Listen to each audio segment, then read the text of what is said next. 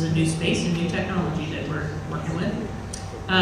The other thing that I'll say is that Liz here is going to have what we call our questions parking lot. And so if you have particular questions, we will have you say them and Liz will put them down, and we won't answer them immediately because they might get answered by a presentation part later. But we don't want you to lose it when it's in your brain. So if you have questions as things come up, raise your hand and we'll get you a microphone and Liz will record the gist of your question. We'll try to make that as efficient as possible working through here. All right.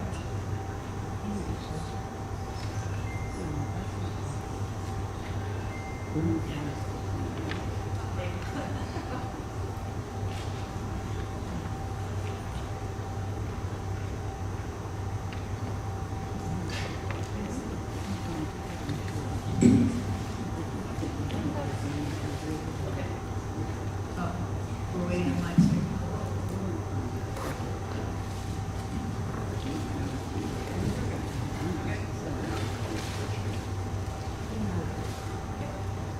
Excellent.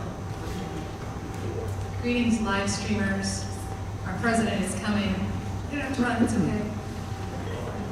Well, they're not. Great. Like, run. Oh, and we're missing one governance council member, that is Judy Jutras, who is out of town.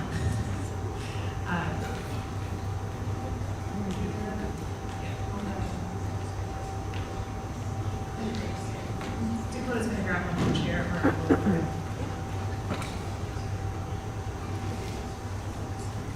So God, we come to this space and we haven't moved, except maybe deep within. We recognize that it has been weeks since a fire. It feels like just yesterday and like a lifetime. And so we come with questions, with much to share, with openness to the possibility that there is more and more and more that you are doing through these leaders and through our faith community. Help us to take the deep breaths that we need to offer grace, compassion, forgiveness to one another. And to do it all knowing that in so many ways, even a meeting is a continuation of worship. God, lead the way as we do the same. Amen.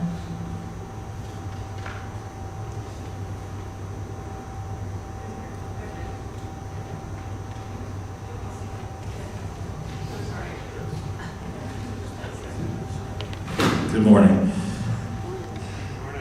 Thank you for staying. Since the time of the fire, our volunteer leaders have been diligently working to coordinate our response, and we have much to share about what we've accomplished and what we've learned and some of the tentative planning we've been doing during that time. And as we planned there, I felt that as president it would be important for me to remind us all that this meeting is happening just before an especially important time, and that'd be lunchtime. Lunch is more important than the calls, I'm sorry. So with that in mind, we're going to try to be efficient. We do have a lot to share. So if you would hold any of your questions until the end, and we will take those questions as they arise, or if you just have points of discussion that you'd like us to address. Liz Chandler will help you with remembering what those questions are. If you're like me and you're in the moment and you're listening and you think of something and then 30 seconds later, you can feel free to just approach Liz real quick and tell her what your thought or question is, and she'll jot it down. If you're online, feel free to drop it in the chat and Liz will see it and we will circle back. Hopefully we'll answer a good number of your questions as we present. So, quick overview of where we're going. We'll have some ministry updates with Liz and Lori. Where the hiring process for one administrative person will be discussed.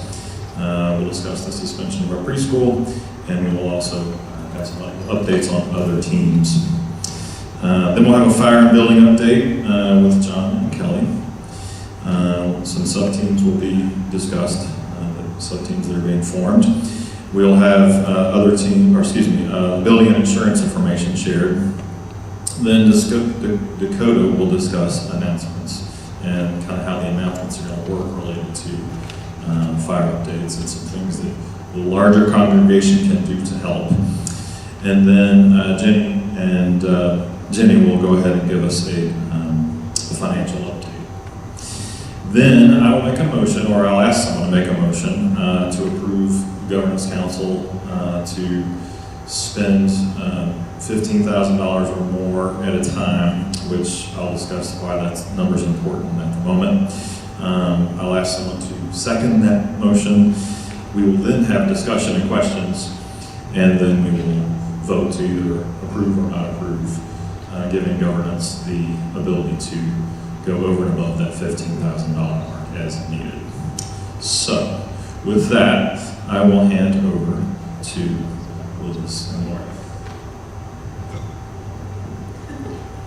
I grabbed another mic along the way.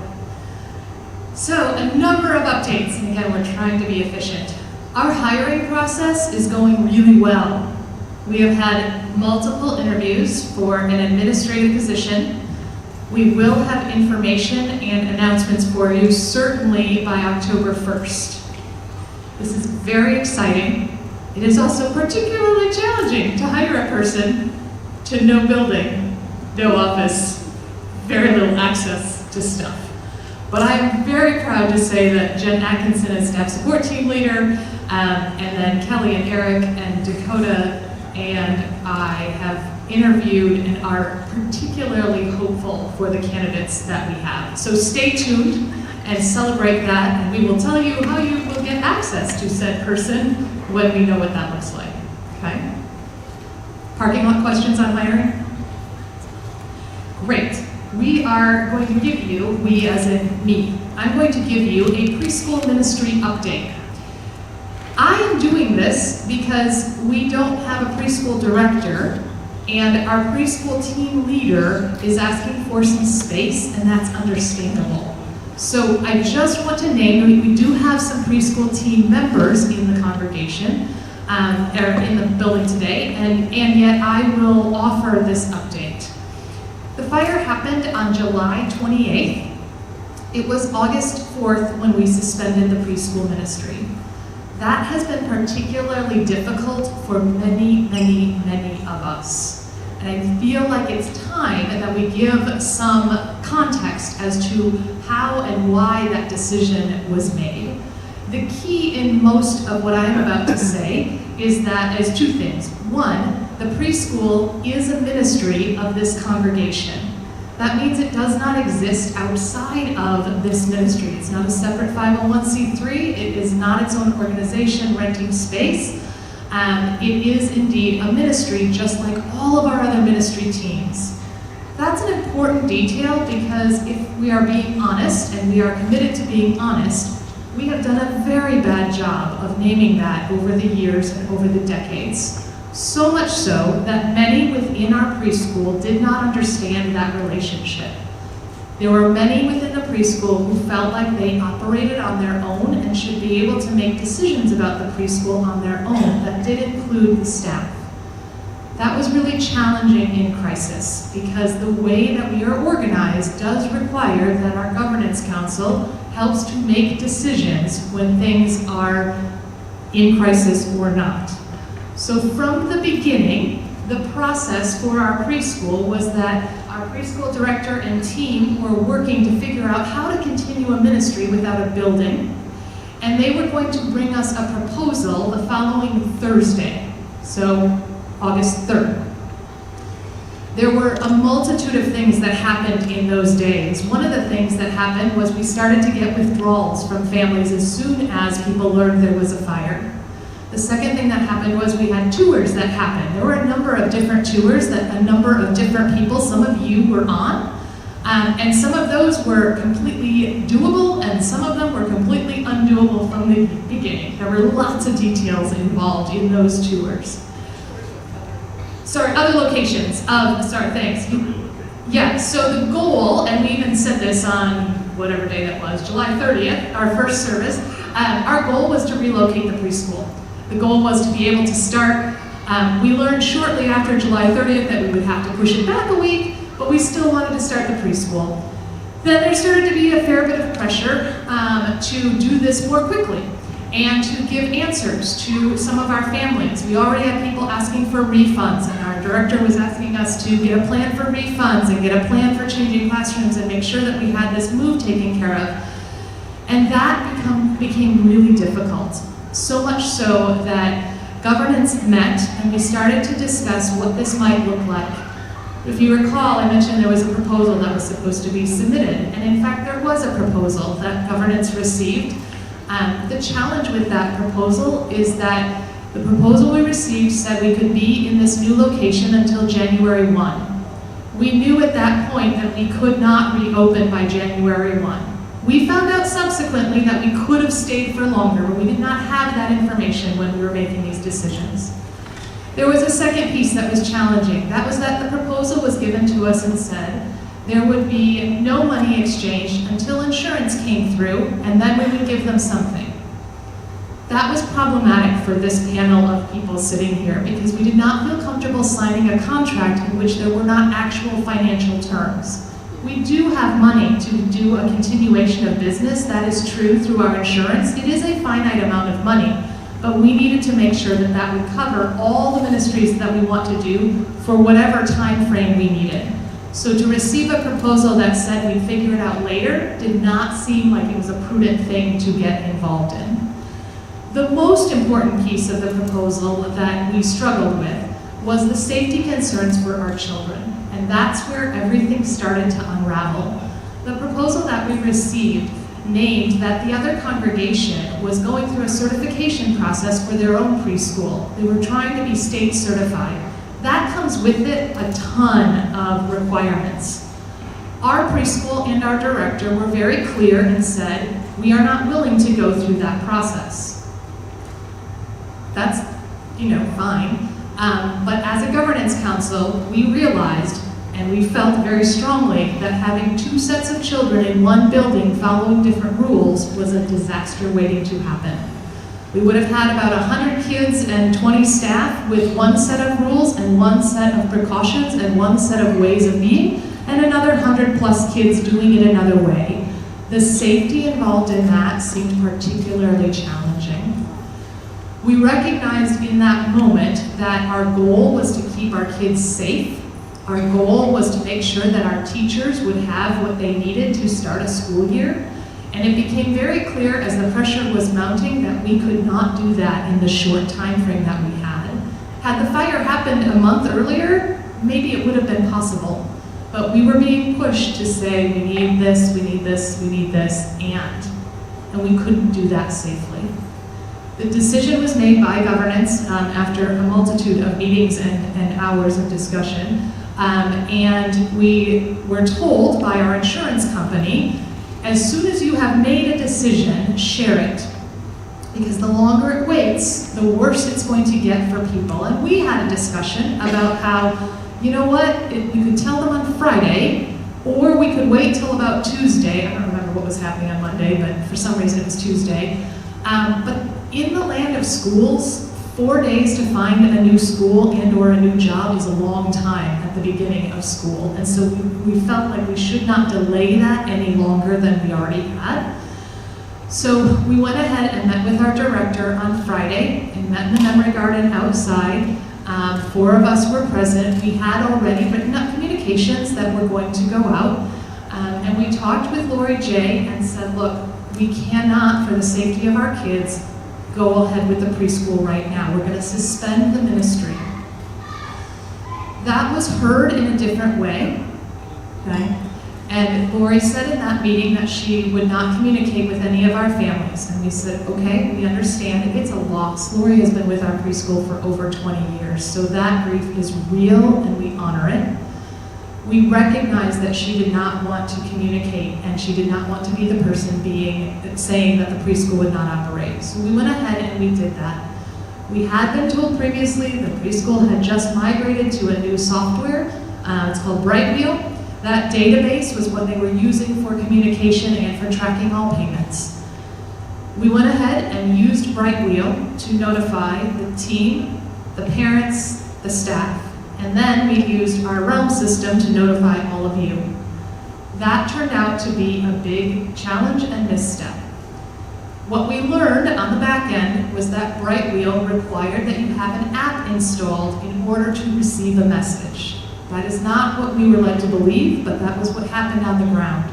So in reality, we had families who had installed the app who received the message of the preschool closing before the teachers who had not installed the app ever received word of their place of employment closing. It is completely understandable that our teachers were livid at that point. It is unfair to them. We also had no idea. As soon as we learned that, I went ahead and sent an apology to our teachers directly using Outlook instead of Brightwheel. I said, look, as soon as we figure this out, we are now recommunicating this. We are suspending the ministry. The original communication said we will indeed offer refunds and we're figuring out financial matters. Okay? So that happened at about 1 o'clock. At 3:30 that afternoon, I received a text from Lori J saying, please take my name off the door. I do not want to be a contact. We did in fact check with our insurance company and legal advice. That is a resignation. At that point, we had to go ahead as if we no longer had a preschool director. When we named that we wanted the preschool to be suspended, we were not necessarily intending to never see any of our staff again. This was not what had been anticipated, but once Lori named that, we needed to proceed in that way, and I recognize that that comes as shocking, and it was shocking in the time, and we did the best we could. At that point, we did not have a director or any staff who could help us communicate with parents. I will speed up the story a little bit to say there was a barrage of information /emails /phone calls. We could not, maybe I shouldn't say we, I could not, my name was on it, keep up with all that was coming in. And we had advice, because now we were in a different employment situation, to not continue speaking freely, to figure out all the financial matters first. That caused more hurt and pain, and that's understandable. Again, we were doing the best we could. The best wasn't enough, right?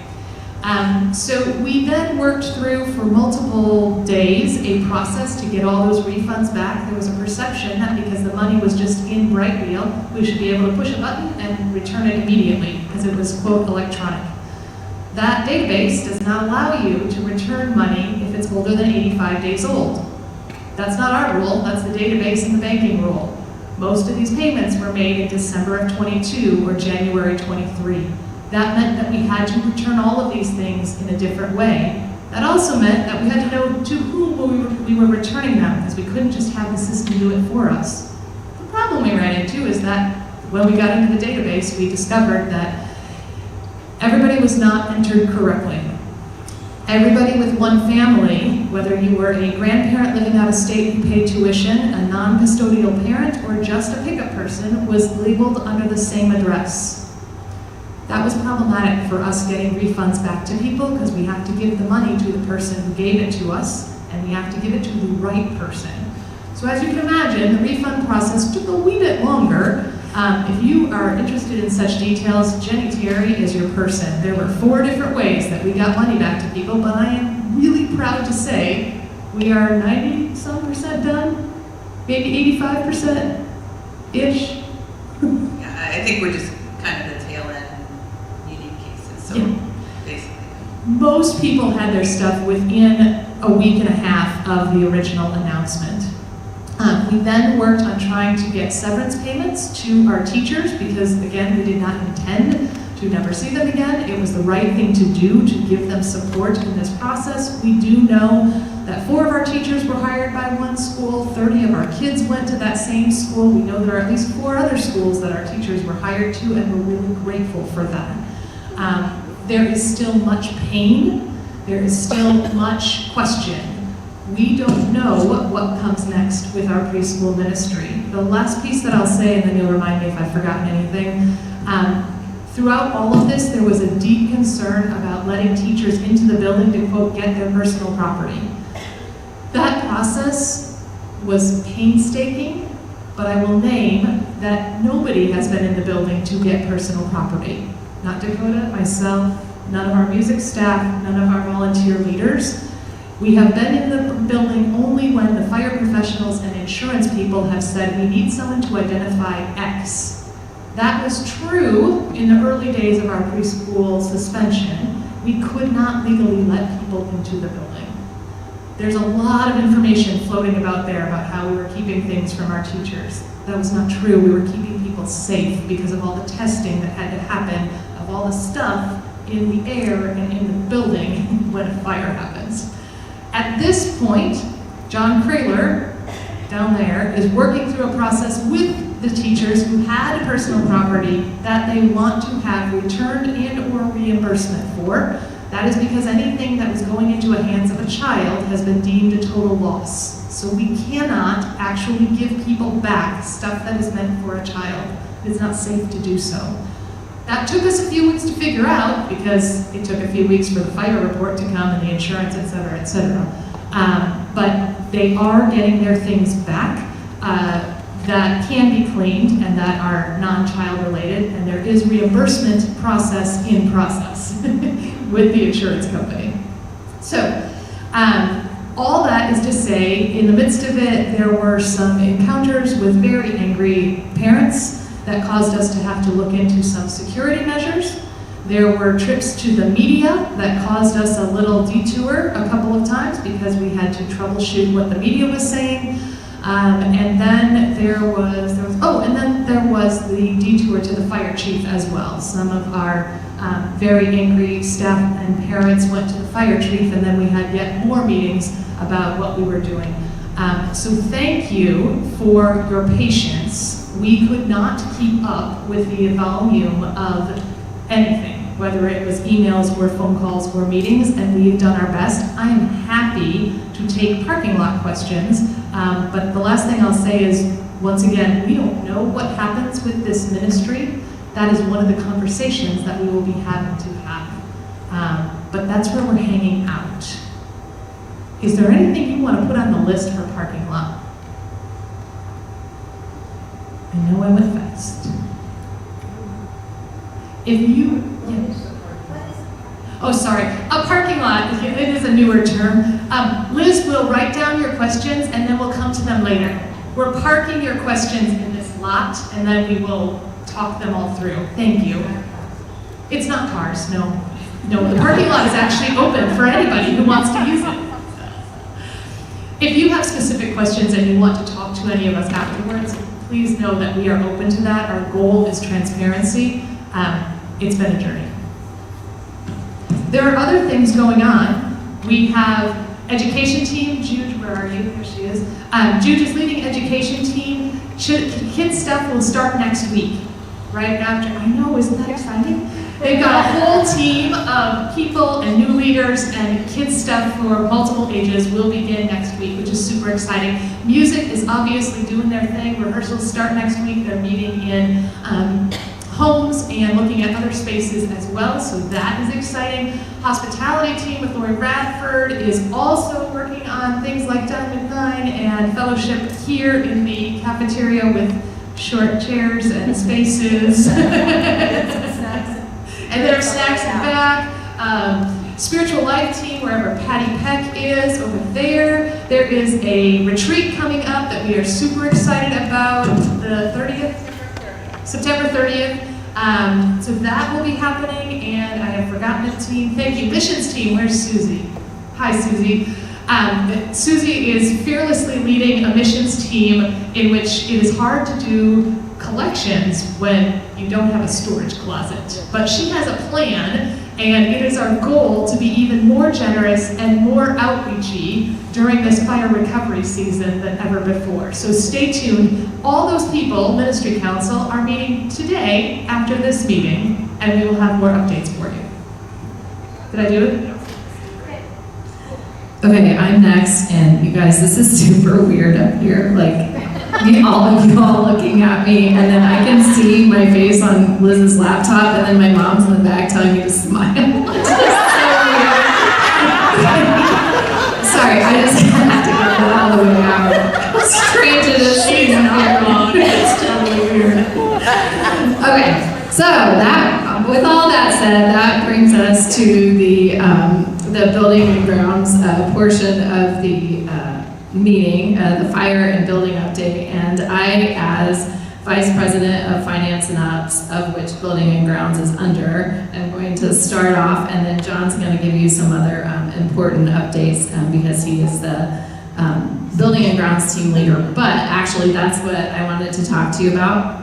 So as you know, and as John's told you before, he was the brand new Building and Grounds team leader when this fire happened.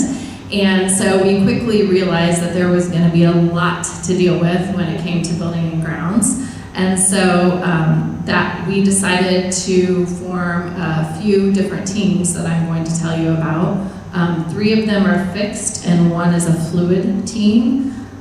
If you all watched the video that Lori and Dakota put on YouTube, you now know that the firefighting damage was extensive to our building. And so moving forward, we have a goal of recreating our space in ways that are accessible, safe, and that also have flexible uses. So that's what I'm going to preface this with. Accessible, safe, and flexible uses. Number 1 team is the traditional building and ground, and this isn't in any order, but the first team I'm going to tell you about is the traditional building and grounds team that you all know about, that is has been there forever and ever, that John was the leader of. We are now calling that the traditional building and grounds team, and Dakota is taking over the management of this fixed team. That means that team is going to continue to maintain our grounds and dealing with normal stuff like removing the thistle around the grounds and the contracts like the snow removal and fixing the street lights. I believe there was recently a shed delivery, so that team would take care of things like that. Also under that team is going to be, and Dakota will talk about this a little bit more, our roadie ministry. So delivering our contents that we need for this service to and from this space will fall under that team. So that will be what is known as the traditional building and grounds team. The next team that I'm going to tell you about is called the restoration team. That's going to be led by John. This is another fixed team. The restoration team is going to actually deal with the restoration firm, Service Master, and any other contractors needed, and is also going to interface with the insurance company so that we can have good communication there. And also will have a good handle on finance and interact with the finance and ops team. The next team is called what we're calling the remodeling team, or John likes to call it the While We're At It projects. And this team is a fixed team. John is leading that team, and he will be gathering input from the congregation about accessibility, building updates, various things that need to be happening while there are contractors in the building. Some of the things we started talking about earlier when our accessibility conversations will fall under this team. Some of this under this team is going to be partially funded by insurance payments, but also fundraising might be a part of this equation. And then the final team is not a fixed team and isn't led by John. That's going to be the design and contents team. And Lori Radford has graciously offered to, or agreed to lead this team. This is going to be more of a fluid team. So this team is going to be working with our ministries that are already in place. So, for example, our hospitality team, maybe the design and contents team would go to the hospitality team and say, okay, we're looking at the kitchen. What are you going to need in this space in order to make it accessible, safe, and flexible use space? And we'll collaborate with the hospitality team on a consistent and a welcoming aesthetic throughout the building. So that's why we especially felt this team was important, so that we weren't, collecting random dishes and random couches, but Lori's kind of in charge of making sure that things stay consistent and welcoming and have a very a welcoming aesthetic. This team will have choices. We'll go through the choices on maybe color, material, various content choices. I think that, and those are the 4 teams. Oh, I will tell you, the While We're At It projects or the remodeling team, they already have a meeting set and they are meeting this week. So, I'm just going to clarify. Yeah. When Kelly talks about fixed or fluid, she means the people on the team. sorry, not the people So, on the team. The You don't have to go into the water, much like you don't have to go into the parking lot, right? Yeah. The people on the team are Yeah, fluid. so the fixed teams will be the traditional team, the remodel team, the While You're At It team. Correct. And then Lori Radford's team is a little bit more fluid because there's so many different projects underneath that team, and we might be consulting different people at different times. Thanks, Laura. Do you have parking lot questions or questions to be answered later for this portion? Paula, you looked like you didn't know Lori said yes to leading that team. He says he didn't know. When it was being read out, I turned around and said, that's got your name written all over it. And then Lori Radford. But what I also like is halfway through, Lori says to me, still not quite sure what it all entails. And I said, that sounds like St. Peter's. So Yeah, exactly. We asked her to do something, but we don't know what it is. Yeah, that's about right. Does it make more sense now, Lori? Okay. She's on it. Lori has a design background, is Jill, that what's your correct? question? It's art, Please don't fall. I know that. I know, but this helps. If people would like to volunteer to be on one of these teams, who should they reach out to? It's a good question. Let's put it in the parking lot. Any other questions before we move on? Okay, Kelly's mom, do you have any notes for me before I begin? Holly, I'm not even listening to you, John. any notes for John Holly? I'm going to start real quick.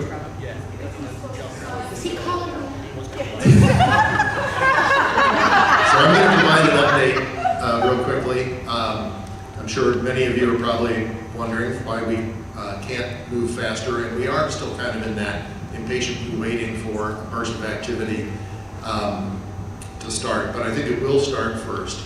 And where we are today makes complete sense, I think. It's just something that we're not familiar with. So we're still waiting for this inventory to be officially completed. The insurance company comes in and literally counts everything and writes down and takes pictures, and it's alarming, and it would be pretty amazing in any situation, but if you think of all of the stuff that is in all those preschool rooms, they're literally making notes of all of these different toys and how much they think each is going to cost to replace and stuff like that. We also still don't have an estimate from the insurance company on the repairs to the actual building. That's important to them because they do their own estimates, which we then compare, and they compare against the contractor's estimate to make sure that it all seems like it's going to work out to an agreeable amount of money.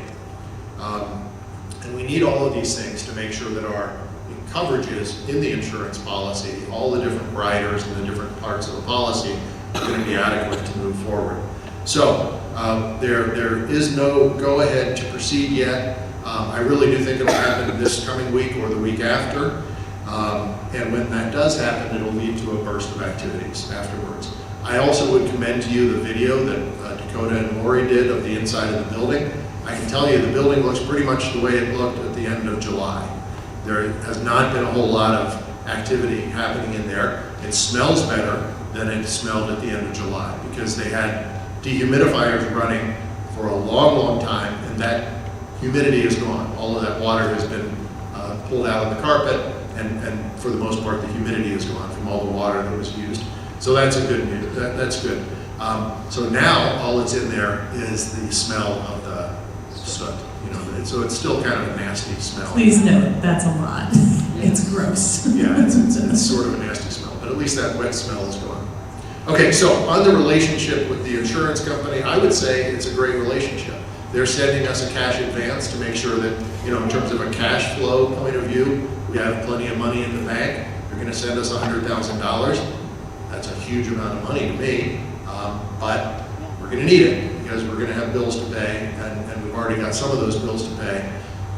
And the good news is that most of the cash flowing through us will work in a way that will not be a burden to us at all. Here's what I mean by that. The contractors and their subcontractors will actually do work for the most part at their own expense. There is a deal where we have to pay a certain amount up front, but even with that, we will go to the insurance company for that money. So broadly speaking, what happens is work gets done, an invoice goes to the insurance company, the insurance company approves it. If they do, they send St. Peter's the cash. If we think the work was done in a completely satisfactory way, we pay the contractor. So one thing the insurance company keeps pointing out to us and emphasizing to us is, it's your building. You have to be happy that the work got done in a way that you can live with for the next couple of decades, right? But it is their money, so they also have an approval role in it in terms of making sure that the right things get done. We have some progress behind us. We've had the initial conversations about what we think can be saved, and so we don't go off for cleaning and deodorizing, and what things can't be, and those are the things that will have to be replaced. We have begun this process that somebody mentioned, I think Lori mentioned, of sorting the personal possessions of the former staff. We have a plan in place for the cleaning of the grand piano and storage, and the cleaning of the organ, the dismantling of the organ, up, you know, the pipes up in the organ room that most of us have never been up in there. It's pretty cool up there.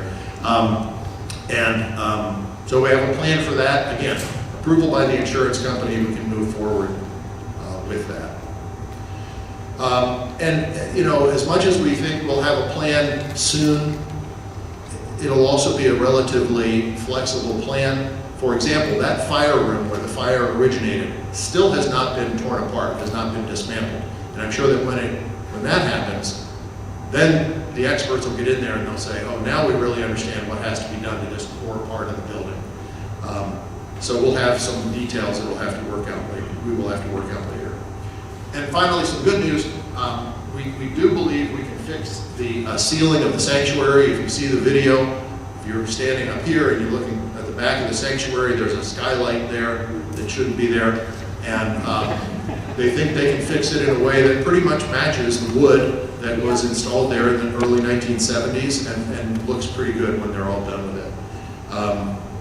And we are talking to the insurance company now about getting approval to do the permanent fixes to the roof, to the 3 holes in the roof, as soon as we can, so that we don't have to worry about leaks going forward. I want to say a word about our restoration contractor. We really like our restoration contractor. We've been pleased thus far. They're called Crossroads Restoration Service Master. They were incredibly responsive on the first day. I think they were there before I got there. And they got the holes in the roof initially sealed up before sunset that day. Now, part of the reason they came so quickly is because Dakota called his dad and said, get over here. And he did, and he probably broke the speed limit on his way there. This company is a company where Dakota's dad works.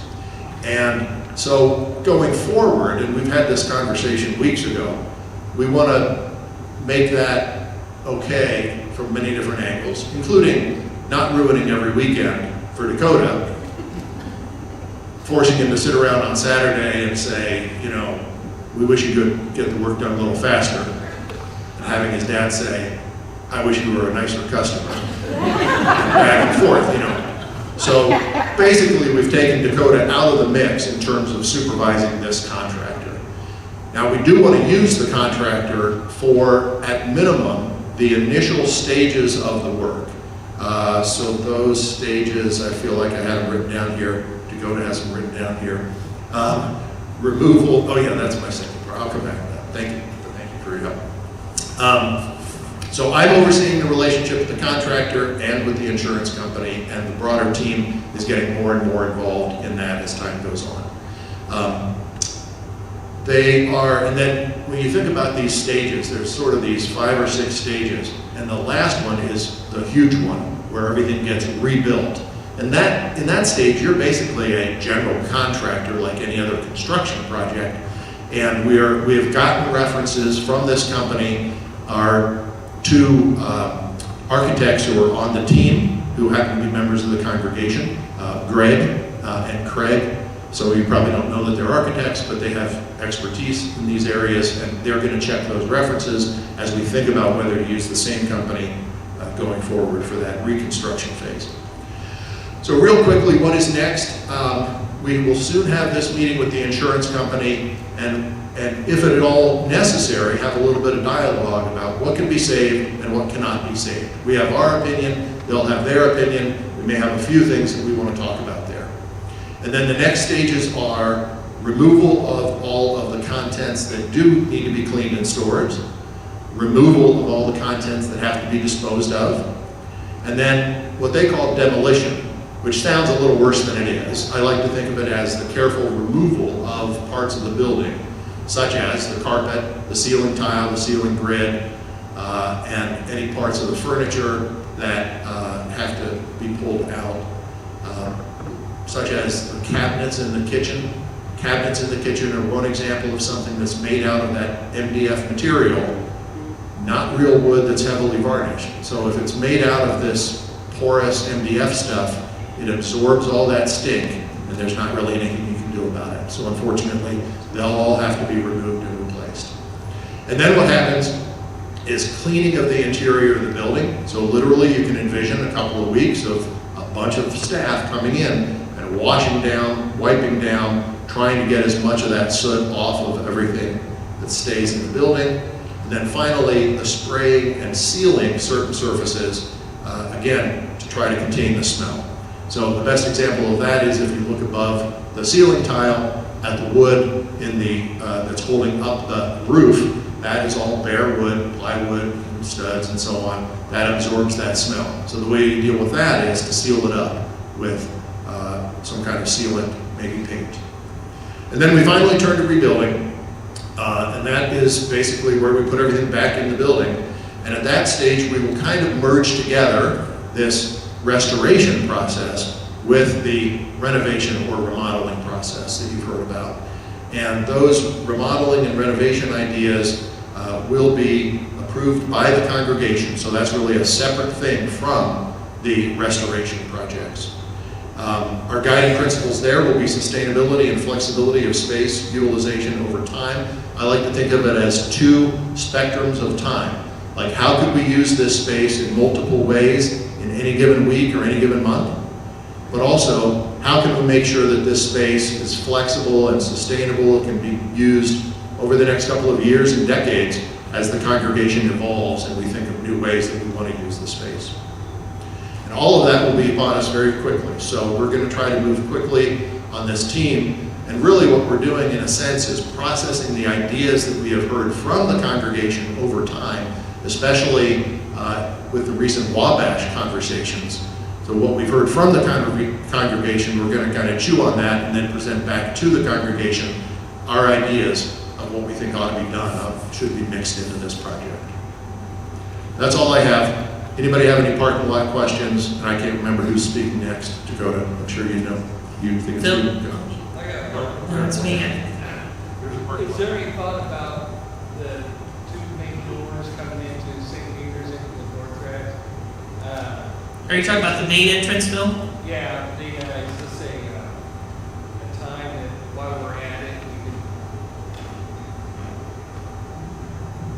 First time talker, long time listener.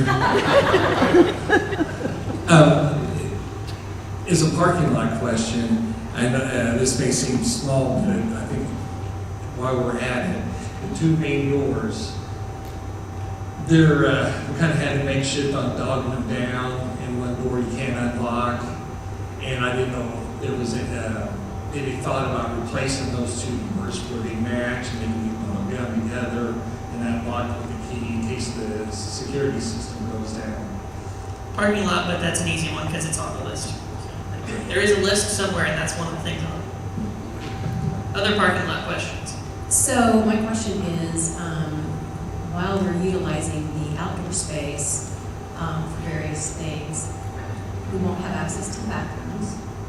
And then my other question is, we don't have access to an AED or first aid kit. So just as I just wonder, are there any of those kinds of things as we encourage people to use the outdoor space? This should be an easy question. Who is our insurance company? You'd think that would be easy.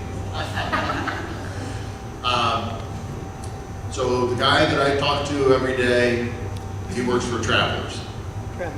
However, it's not really that simple because it's really kind of through a congregational, broader collective of sorts, if you will. And then beyond Travelers, for different riders, there are different insurance companies who are legally providing the money when we file a claim and stuff like that. Is that an okay answer?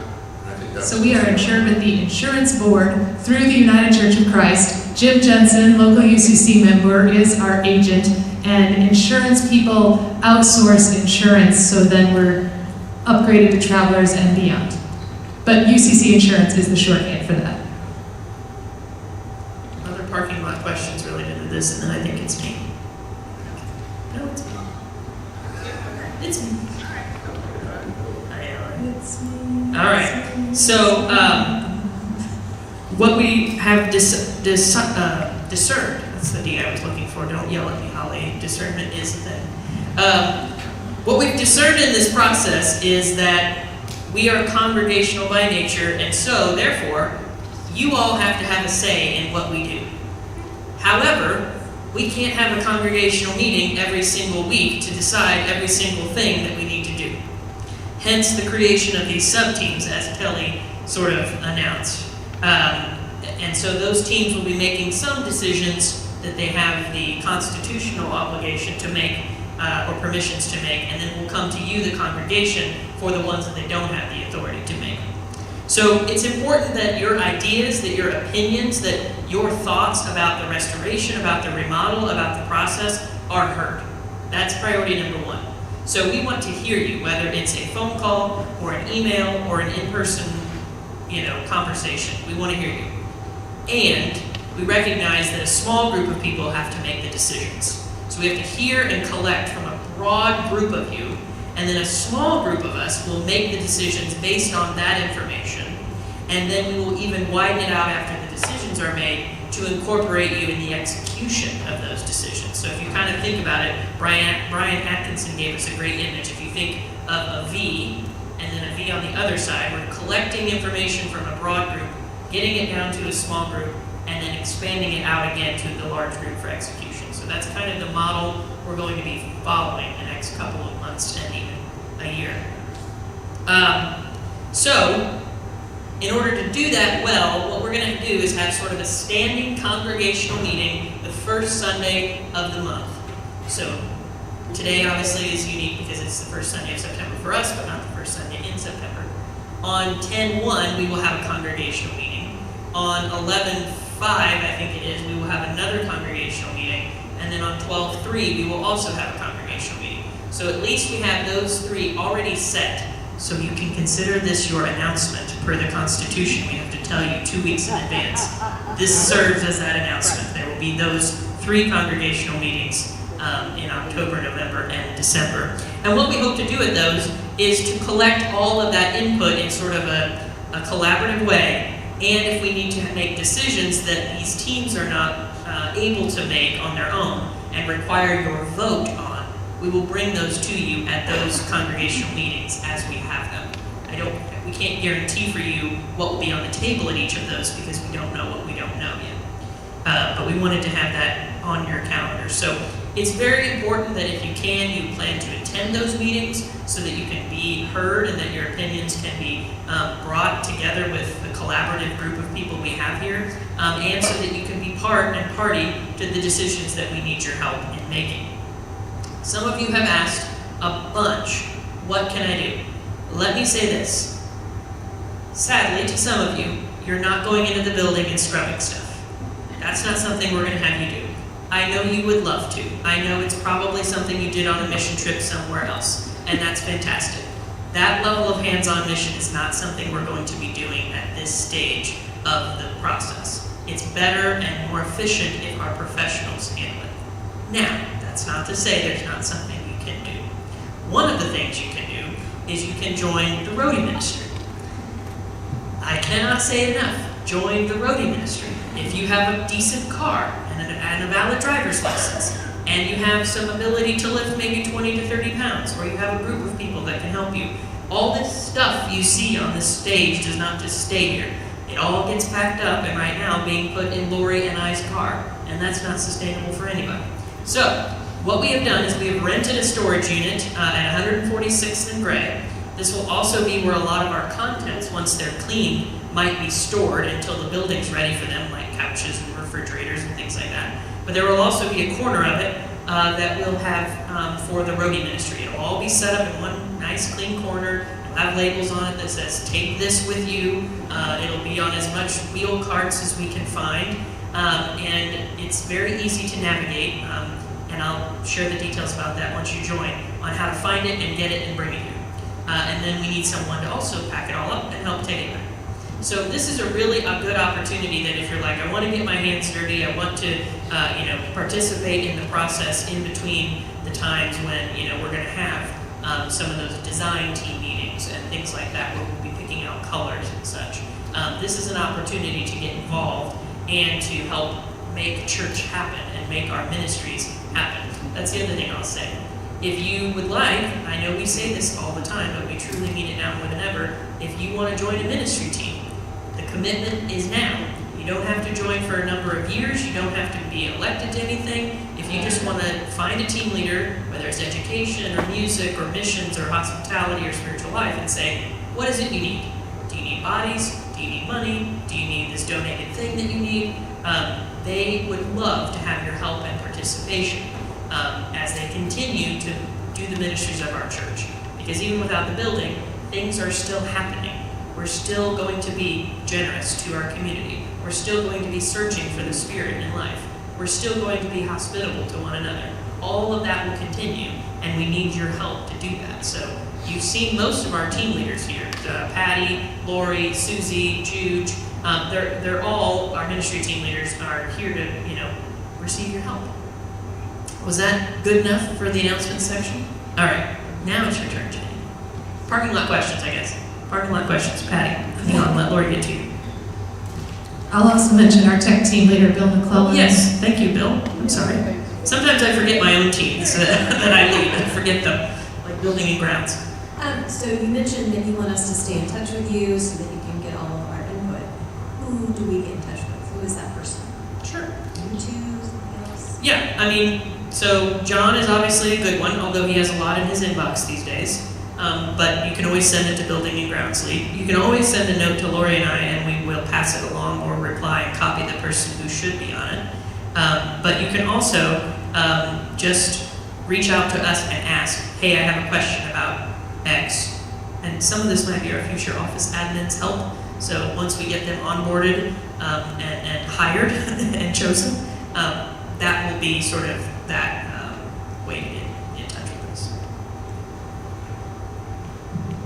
I would also say that anybody up here on this panel, you could reach out to any of us. If you don't know where you want to help, but you don't know what ministry you'd be a benefit to, I'd be happy to help you figure that out. Yes. Okay, I'll give us a quick financial update. So the good news is coming into this fire, St. Peter's was in a healthy financial position. We had sufficient operating reserves to get us through the early days of the emergency in terms of quickly being able to go over to the 502 Event Center and resume worship there. As many of you probably know, the church has no debt. We had sufficient liquid assets, kind of our rainy day fund, to get us through the early days. We have not yet received any insurance money, although as John alluded to, we anticipate getting that soon. So that was a great blessing to the church and being able to get through all of that. And obviously that's something we want to keep our eye on going forward, because we can't rely on the insurance money to, we've got to use the insurance money for what it's intended to and continue to have enough money in our rainy day fund. So kind of looking at the insurance process and how that works, money will be coming to us kind of in 3 buckets. The first bucket is for our expenses, reimbursing us for our rental expenses, for we don't have a copier anymore, so Cheryl, Lori, and Dakota were going to Kinko's to print off the things that we are using during worship. So those sort of things, John and others and I will be working with the insurance company to submit those claims, and we anticipate that will be kind of coming to us on a regular basis as we incur those expenses. The second bucket, and kind of why we're here today, a big reason why we're here today, is the restoration piece. That's going to be the really big ticket items that John was alluding to, the costs for our contractors to clean the building, to seal the building, to do all of those things that are going to be necessary to restore the building to its pre-fire condition. And the way that money is going to flow, as John alluded to, all of the people that are working for us, they are used to working with the insurance process. They know how this works. They will bill the insurance company. The insurance company will send the money to us, and then we will reimburse, we will pay those bills to our contractors. So, but those are going to be bills in excess of $15,000 in many instances, and so that's partially why we need the congregation's discussion and thoughts on that part of the process. The third bucket is going to be proceeds for content. So the couches, the stuff, the computers, all the things that need to be replaced in the building. That process is a little more complicated, but at the end of the day, we should be reimbursed for what we actually spend to replace that contents. So that's the insurance part of it. As I said just a second ago, the goal of the insurance is to restore us to the pre-fire condition. So it does not cover the while we're at it or other sort of renovation projects that we may choose to do as a congregation at some point. We don't have enough information about that to be seeking approval for any of that today. But as we kind of think about this process, we know that there will be a process where we will start to share that at future congregational meetings. And then finally, I just want to acknowledge, as many up here have already, that this has obviously been a big undertaking from your volunteer-led leadership, all of this stuff. So just a huge thank you to the finance and ops teams that has already had to figure out a lot of how do we do this. This is not anything that we had a playbook for, and we'll continue to kind of have to evolve and work through all these new processes to us. So there's a number of things that we're doing behind the scenes to kind of account for and manage all of this, and it's just a huge thank you in advance to all the people who are working on that. Any parking lot questions for me? I'll also name while Lori's walking that, to Jenny's point, that if we were, say, looking at a doorway that needs to be replaced because it was damaged by the fire, but we, the team designated to look at this, goes, maybe we should, widen this doorway. Well, that would be on above what the return to pre-fire conditions were. So they may say, well, in order to restore it to pre-fire conditions, it was $5,000, and we want to widen it, and that's going to cost 10. The insurance will still pay for the pre-fire condition money. They just won't pay the full amount to go to that widening, maybe. That's all in negotiation with the insurance, is sort of the decisions that while we're at it, we make, kind of thing. I just wanted to know how the loss of the preschool is going to affect our finances.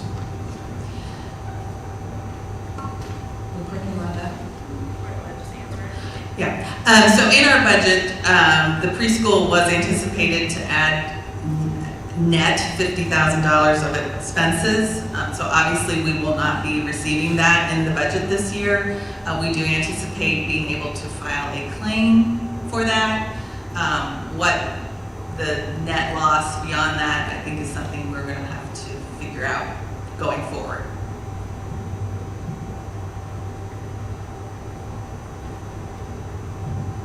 Is it also possible, while we're at it, that we might want something done that costs less than the pre-fire? Good question. I was just thinking about, Holly, is like, for instance, the infamous famous moving wall. Technically, I don't know how technical they'll get. Let's say that the wall was operational. It wasn't, but let's say it was. That's like a $30,000 wall to replace. If we decide we want to drywall it and that costs $5,000, I don't know what insurance does with that. Now they may also say, well, see those boards you had holding it up? It wasn't functional, so maybe it's worth X. Oh, they're not that smart. Yeah, well, we'll see. But again, John, do you have any other, wisdom, or is that, we'll figure it out. We'll find out. Can I do a not question, but just as a congregational list from 70 plus years, never has the thought of a nominating committee and people agreeing to be chair people of teams been more like, you see it up there like it's so important. I mean, who knew, right? It's not like they were educated and trained for what they're doing right now, right? They're just like, oh my gosh. So, okay, so I'm just totally impressed. That's all I'm just saying. And thank you. Thank you. Yes, these leaders did not sign up for any of that, and yet they're not giving up, and that's huge, because in those first few weeks, the nights were long and sleepless, and Lori and I were calling governance members at 8 a.m. in the morning and 10 p.m. at night, and, hey, can you hop on this emergency call, and oh yeah, you work a job, and can you take it on your lunch, and it was very fast-paced. It was very, a lot of long hours that the group up here and others put in. And many became accountants overnight, became insurance experts overnight, legal experts overnight, or they at least were starting to call the people they knew who were experts. And so that's a huge gift that they have. Dakota, I don't think clergy signed up for it. The clergy didn't sign up for it either. Like Lori said, we kind of joined a crew that is small but growing of churches that have experienced fires or disasters. But we've also been very sustained by folks that are kind enough to donate something like a baptismal fund that brings you to tears, or they send you money to go get therapy because we need it, or they send you stoles. True story. Or things like that. Yes, we're very sustained. I will name that after this I'm heading to an ordination in Fort Wayne, and only portions of this story will be told to the newly ordained person, because the important piece is choosing good leaders. I don't know who had their hand up, someone over here. Oh, great. I had a question about the severance pay. How does that all work with the director and former preschool employees? How does that, you're aggregating it, or how does that work? We're going to go ahead and circle back to the question list shortly, very shortly after the next thing. But let's go ahead and continue collecting questions. Okay, so severance is on the parking lot. Is there a designated fund that should be earmarked if somebody wants to donate to the restoration, et cetera? Other questions to circle back to, also known as parking lot questions.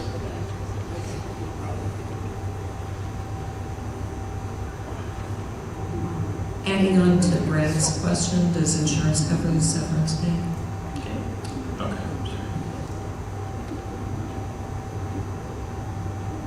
So Eric, do you want to do some of the parking lot? Because I don't know that any of it really dealt with the motion specifically. Okay. Bridge it all together here. Just collect questions for now, for a second. Just make sure everybody's had a chance to get your questions in there. Oh, going this way.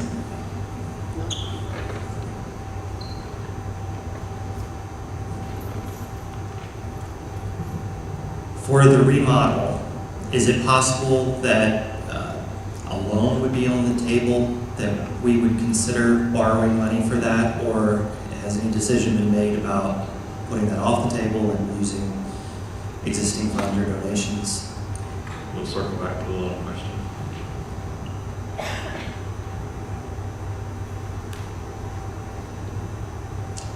Are we ready to proceed? Okay. So broadly speaking, as you know, we've mentioned this a couple times now, we work within a budget that's been approved annually by the congregation, and we do the very best we can to stick to that budget. There's a piece of the Constitution for our church that articulates that there's a congregational prerogative statement, and I'll just go ahead and read some of that right now, that expenditures of $15,000 or more on unbudgeted items require a duly called meeting over the next year. As our congregation restores our church building, there will be several expenditures over $15,000, which will be funded primarily by insurance payments. So that we can begin restoration jobs in a timely manner, the Governance Council asks the congregation to vote to approve all restoration jobs over $15,000, which will be funded by insurance claim payouts. So I'm going to move that the congregation grant the Governance Council the authority to approve and pay for all non-budgeted items related to the restoration of the building for which insurance intends to reimburse the church. I'm going to ask someone in the congregation to second that, and then we will have a discussion where we'll circle back to parking lot questions. Other thoughts that arise during that time we will discuss. And then when we feel it is time, we will have a vote. So would someone like to second? All right, seconded by Emily. Thank you. Okay, thank you. And now time for discussion. Liz, would you like to help us navigate using the list? Thank you. So we did talk a little bit about how do I help, and there was the roadie ministry for immediate things, getting involved in our ministries. But if we want to help with the rebuild decision-making teams that Kelly talked about, how would someone get involved in those? So the restoration team, because it's so unique to this particular project, John has sort of collaborated his team, and they're meeting Monday. And if they feel there's a deficit on the team, something that's missing, they won't be hesitant to let you all know what that might be. There's specific people on that team that have particular gifts that have identified for that team. The remodeling team, the While We're At It team, is sort of similar, but there is some fluidity in that. So for instance, Lori Radford will be a part of that team, obviously, because it makes sense since she's leading the design and contents team to be a part of that remodeling. And so you would be in contact with John about that. And then the design and contents team, you'd be in contact with Lori about. So there's kind of this weird thing we're in where, the team leaders will start to sort of crowdsource and find people, but if you're particularly interested, those would be the two individuals you would reach out to sort of offer a gift or membership, which would be Lori and John. And like I said before, the design and contents team will be working with the ministry teams that are already in place. So I think also consider joining a ministry team so that you can work directly with that design and contents team. Yeah, that's a good point. So like when it comes to the music group, the design and contents team will sit down with the music team, at least the team leader, if not the entire team. So if you're particularly concerned about the needs of that room or that space, just join the ministry team and know that you'll be consulted by the design and contents team. Okay, a specific question about the main doors being updated. Yeah. It's on the list. Okay. There's lots of things that are on the list. It's a very exhaustive list. So just to confirm my understanding here, That would essentially be a remodel situation, not a restoration. Yeah. Right. Like the back door, the music door was broken because that's how the firefighters gained entry. So that's going to need to be replaced. The front doors were, to our knowledge, not really damaged, but if there's something that we want to do while we're at it, we would have to pay for that. Well, and I'll name as I walk to Jill. We have not yet had the electrical evaluation, so the status of our current security system is unknown. That is a technology piece, not a hardware piece. All of that is included in evaluating all 3 of our doors. Can you clarify with this motion, since you use the word restoration, is this only for things that would fall under the actual restoration, or does it also apply to the remodeling and the design and? No, it's just to the restoration projects. Okay, so you come to us with a separate motion if there was something more than $15,000 that is part of remodeling or be part of the design and whatever the name of that team is. Yes. Okay. Yes. Great summary, thank you. I don't really think I need that, do I? You do need the money because it helps our online folks. Oh. Yeah, we like our online folks. Oh God, I might have forgotten. No, it had to do with the 15,000. So I get the Constitution says we have to vote on it for expenditures over 15,000. Is this really an expenditure if we're going to get the money back from insurance? I mean, I'm going to vote yes, okay, but I'm just saying. Thanks so much for asking. It's a technicality, but since in theory, the church will be writing a check that's greater than $15,000, regardless of where we got the money to pay at, you all have to be consulted. So that's why we're saying we need your permission to go write $20,000, $30,000 checks that yes, we're going to get insurance money back for, but it's a technicality, but us constitutional experts need your permission. Yes. For the use of the outdoor space, how do we handle not having access to the bathroom or AED or first aid kit? Which I feel like is similar to COVID. We do have on our list of things to get an understanding of how much they cost, the idea of portable restrooms. The water's not running in the building today. So, for example, if you wanted to have a bonfire out in the nature area, that would be a bad idea because we literally don't have water running today. With the building, so no fires. Well, okay, I'll pause you there for a minute just to say, pastors did buy a fire ring. The Native Habitat team would like to have bonfires.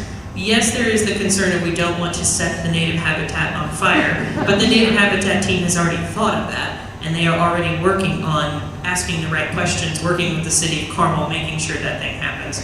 Also, even if there was water in the building, it's not going to help you put out a fire in the native habitat anyway. But because we never have a hose that reaches that far. So yes, there is an opportunity for a fire. Sorry, I just had to name that because it's about to be fall and we want fires. It sounds like Dakota's into having a campfire. What was the other part of your question? Oh, so we've got to figure out the AEDs. Like we have an AED in this building. They have an AED in this building. And we have people who bring some first aid. And AED is the thing that is a defibrillator. Hard thing. Defibrillator. And I will say, we do have a pretty new safety team that is working on all of those things too. So that's led by Brian Atkinson, that also falls under the building and grounds team. So they are working on all of those questions. They meet once a month, and if you would like to join that, you can, I believe, email safety team lead at St. Peter's.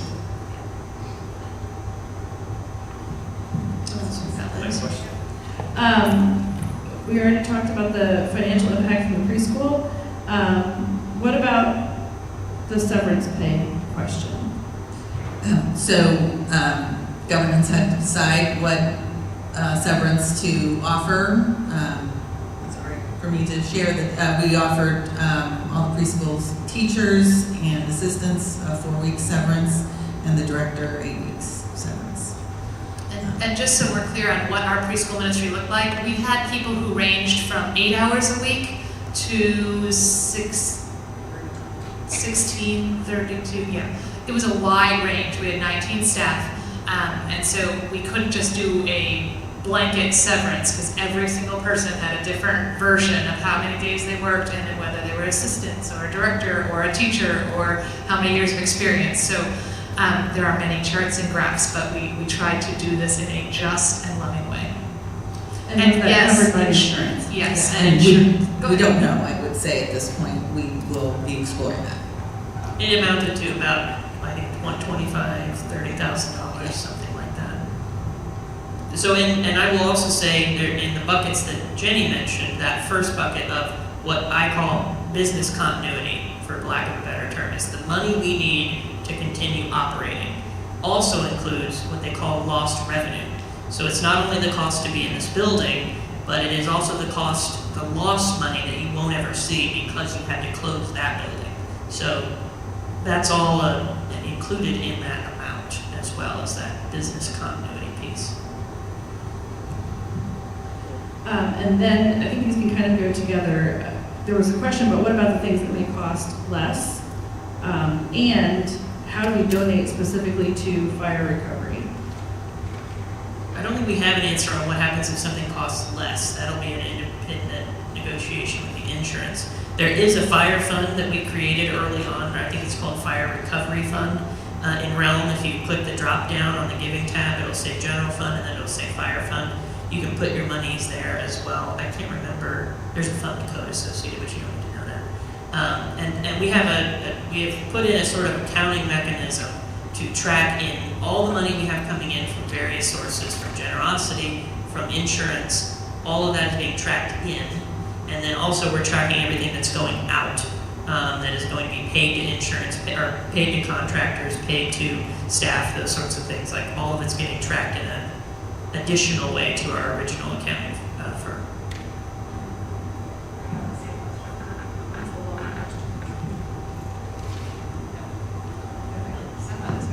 Are we back? Yes. An additional question came, were our custodians or other employees who are no longer working offered severance? And the answer is our custodial duties were not done by an individual. It was a service contract through a company.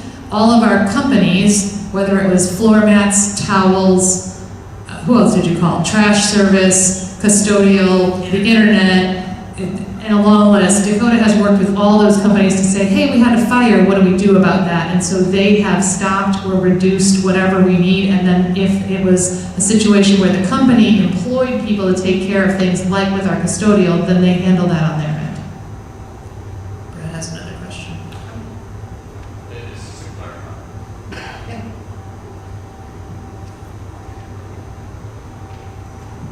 So, did you say we don't know if insurance is covering severance, or they are? We're going to ask that they do, but there's no guarantee that they will. I mean, fairly So certain. will that be open to congregational discussion, that severance pay? It's already been paid. We just had to make an executive decision on that one, and we went with the one where it involved a risk, a little bit of a risk to the congregation, that we do the loving thing and provide. Yeah. We were going to pay out. We were Yeah, gonna- that's the other thing. It wasn't budgeted, so we were going to incur some of that expense anyway. So one of the things I do want to make these folks aware of, one, is that we are not alone in this. And I am aware through Chad Abbott, our conference minister, that part of the services that the United Church of Christ and our conference has offered to us as a church are legal advice. And I know that legal advice was sought with regards to the severance package. And so there's considerations beyond financial. And fortunately, we have access to resources to provide guidance to these folks and have been doing so. And I just want to say one thank you to our leaders for reaching out and knowing that you are not alone. There are resources there to help.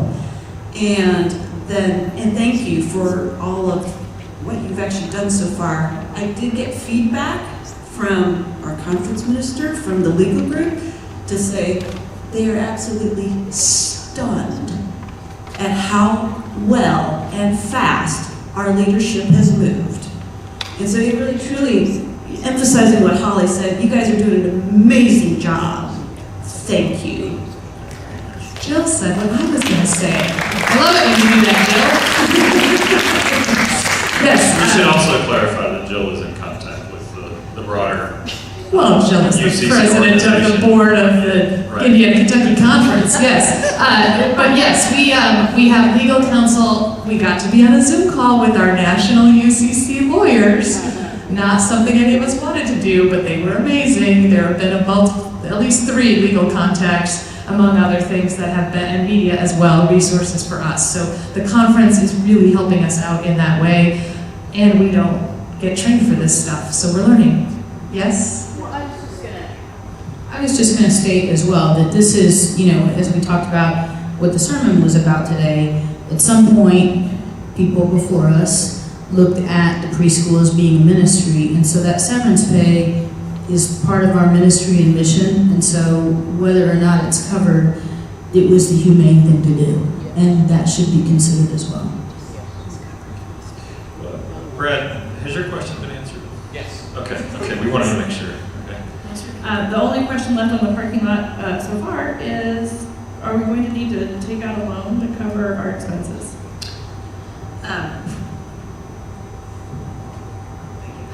There's been no discussion about taking out a loan. I think that would be the subject of a great deal of congregational discussion, given this congregation's history and culture.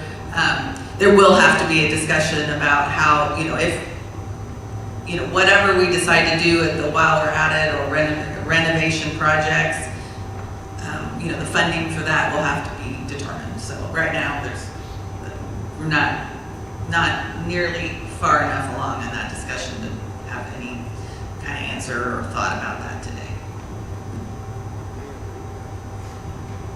I'm going to throw in that you will see new technology. You're already seeing it today. That will fall under our continuing business expenses.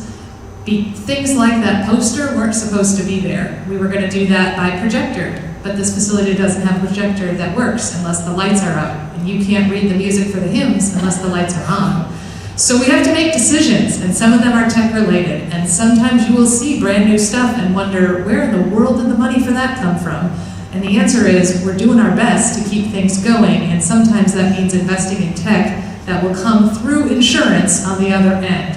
If you ever have a question, just be in touch with one of these characters, because part of it is just being in new spaces and having to do what we can to continue worship in ways that make sense. And I'll just add that we are being as frugal as we can in those decisions, while recognizing that we do need to still put on ministries and support our ministries, including worship, which is just one. So we are making those decisions as frugally as possible. But we do have, I want to say, although sometimes it doesn't feel like it, we do have amazing insurance. And so at a congregational meeting, when you consider a budget and you see a line item that says $17,000 for liability insurance per year, you'll know that that money goes to a good thing. And that as expensive as it is a blessing in this sort of situation. I don't want to beat people up or have you guys beat people up, but we've talked a lot about money, but I think maybe like reminders on a semi-regular basis, at least, that continuing one's pledge is particularly critical during these times. And Judy's not here because she's traveling, but that's part of why we have the leader of the generosity team on governance. And she will be working with her team to make sure that we're still going forward with the calendar as usual, and all the money is still necessary. Yeah, and Liz, can you note that Holly Irwin volunteered for the generosity team? Got it. There are several members of the generosity team in this room. I think they all are, actually. My partner's over there, Greg's there, there's some Jill's in the back. So talk to them. And just to clarify, generosity is more than just money. Like when we talk about volunteering for our ministries, that is part of generosity as well. Time, talent, treasure, showing up for worship, getting involved in things, attending these meetings, all of that is part of generosity. Are we at the end of our questions? Okay. Are there other items for discussion? before we move to our vote? Okay, thank you for your generosity of your time and staying. I know we have moved into lunchtime. So I'll go ahead and call for the vote, and we'll do the initial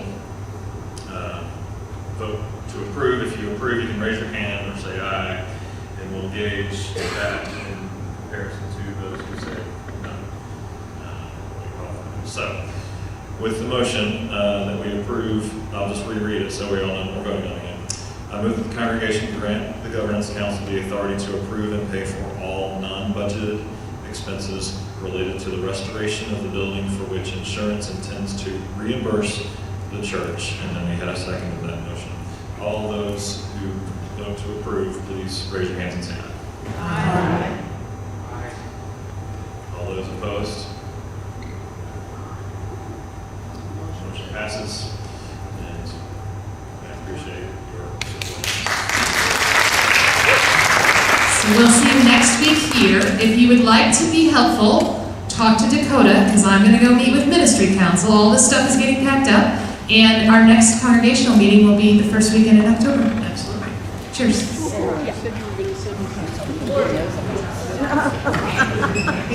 But there's food in the cafeteria. Go eat it. That's right.